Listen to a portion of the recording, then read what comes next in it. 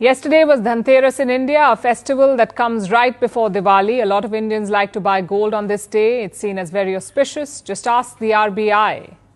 Even they have jumped in on the Dhanteras craze. As you know, the RBI is India's central bank, the Reserve Bank of India. Yesterday, they revealed a key development. The RBI secretly shipped 102 tons of gold from London to India. 102 tons of gold, and this was not a purchase. This gold already belonged to the RBI. It was only stored in London. But imagine the logistics. Again, we're talking about 102 tons of metal, a bit like transporting 20 adult elephants over thousands of kilometers. So how did the RBI do it? Naturally, they have not revealed everything, but reports say special flights were chartered, security was stepped up, and once in India, all taxes and customs were waived. Overall, a successful mission. The RBI has vaults in Mumbai and Nagpur. Chances are the gold will be stored there. But why was this decision taken now? To answer that, we must go back to the 1990s when India was facing a financial crisis. It was running out of dollars to import goods. So the then government of India decided to pledge its gold. We're talking about multi-million-dollar loans. You can't get them in your local gold market. You need global trade centers like New York or London. So the RBI sent tons of gold to the Bank of England. This gold was pledged there in exchange for a loan.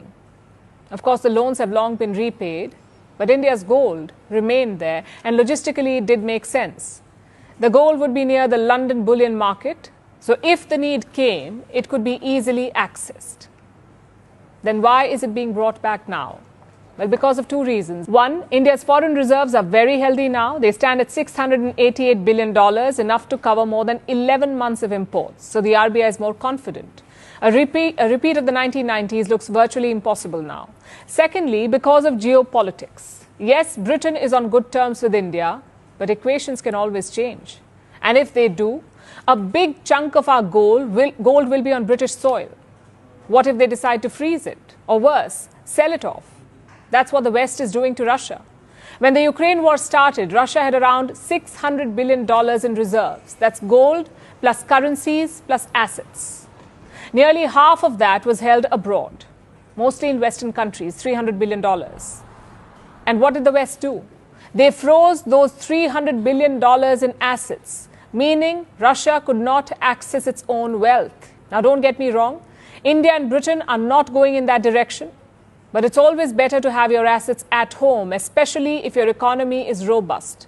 The RBI is thinking along the same lines. They have around 855 tons of gold in reserves. 855 tons.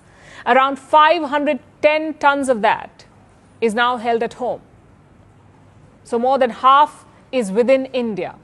A similar operation was done in the month of May this year as well. The RBI brought 100 tons of gold from London. And now another 102 tons. Should we expect more in the future? Reports say the government is open to such operations, but not this year. And it's not just about repatriating gold, it's also about stocking up. The RBI bought 32 tons of gold from April to September. Gold made up 8% of the reserves in the month of March. Now it makes up more than 9% of India's reserves. So clearly, the Reserve Bank is on a buying spree. The question is why? Because gold is a safe asset. It is not volatile, it is reasonably liquid, and it can diversify your reserves. You may have noticed that in recent times.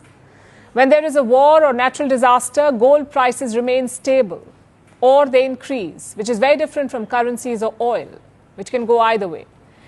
So it's a good backup for central banks. It's good for them to have more gold. In fact, central banks hold nearly 20% of all gold ever mined. We have a list. The US has around 8,000 tons of gold. Germany has more than 3,000 tons of gold. Italy has more than 2,400, and so does France. But guess who outranks all of them? Indian households. Ordinary Indians are sitting on 27,000 tons of gold. I'll repeat that, 27,000 tons of gold. Yes, it's clearly an obsession. But in those countries, gold makes up almost 70% of government reserves. Compare that to developing nations. In China, it's 5%. In India, as I said, it's 9%. So expect this landscape to keep evolving. Of course, that's a discussion for another day. Today, it's all about celebrating this reversal.